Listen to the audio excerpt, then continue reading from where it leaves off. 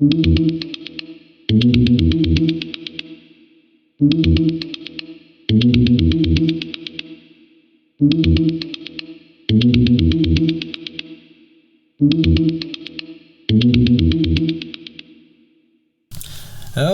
and welcome back to the Surveillance Spotlight. Today I'm going to be talking about the most common privacy invasion, targeted ads. Now take for example, you go onto Google, you type in something like hand wipes. Suddenly when you're going out to check out for some hand wipes, a bunch of ads are directed towards you to buy these sanitizing wipes or these toiletries. Now how that just worked and how that just happened is that every time you go on the internet, you leave a trail of metaphorical breadcrumbs that all lead back to you. Much of this happens largely from cookies.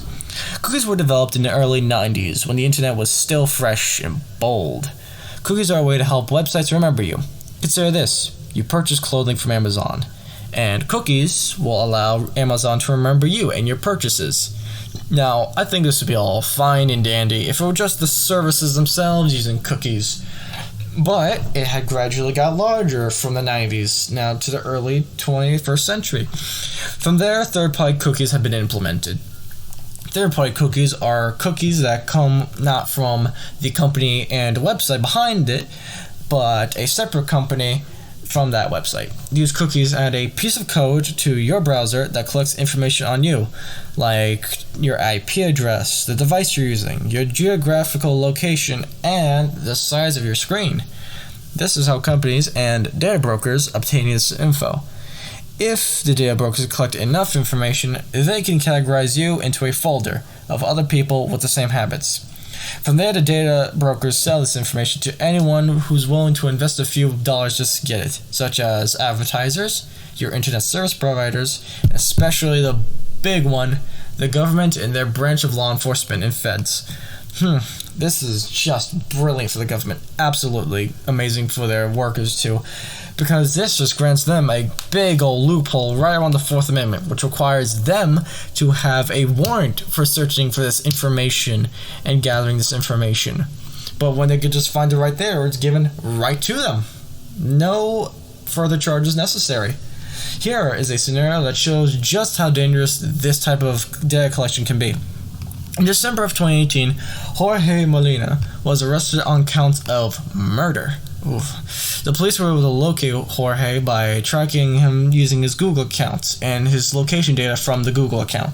At the time of the location of the murder, along with his vehicle being there beforehand. It turns out it was Molina's stepfather that was the one who was guilty of murder, actually had used his Google account at the time of the murder.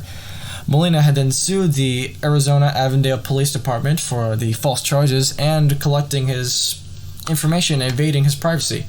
Now, guilty or not, this information could be targeted and still used against you, the same way as Molina. Now, some argue that it doesn't matter, or my life's an open book. The business here has taken not just that, but a very darker turn as it was beforehand, as these data brokers can now even more narrowly and target people with certain ailments like addictions, conditions, and sicknesses, and sell that to anyone who wants to purchase. Many of these companies will make the claim that they never do something like that, or that they de-identify and encrypt the data before they even sell it. It isn't so difficult actually to de-anonymize this type of data, or even for companies like them or like Google to decrypt this data. If it was ever encrypted at all actually. According to a privacy research team, 99.98% of Americans are going to be re-identified with just 15 demographic features, such as age, your gender, and especially marital status. And it isn't like the data brokers just pick and choose, so they just sell this data to like, this guy over here gets this, or this guy over here gets that. No. Take, for example, this woman, a domestic abuse survivor, who only used a pseudonym known as Donna, who was interviewed by ABC about how she was afraid that people like her could be found because data brokers sell their data, and how she responded to this because a data broker had revealed one of her former addresses that came up on their website. This isn't theoretical either, actually. In New Hampshire, in 2000 2, a stalker murdered a former classmate by purchasing their information for $45. Think, what do you averagely do with $45 if you have the extra money? I'm genuinely hoping it isn't buying someone's social life. I hope not. Well, since we've talked about how much you're being spied on by all these companies, let's take one simple step to prevent this, or at least let's cut some ties to the data that you're feeding these companies. Shall we? Alright, critical and easy step is to change your browser. There are 4 choices I have pre-selected, and only 3 out of 4 can be installed from the Apple Store, and the Android can get all 4 of these selections. Good for Android, am I right? First is the browser Brave.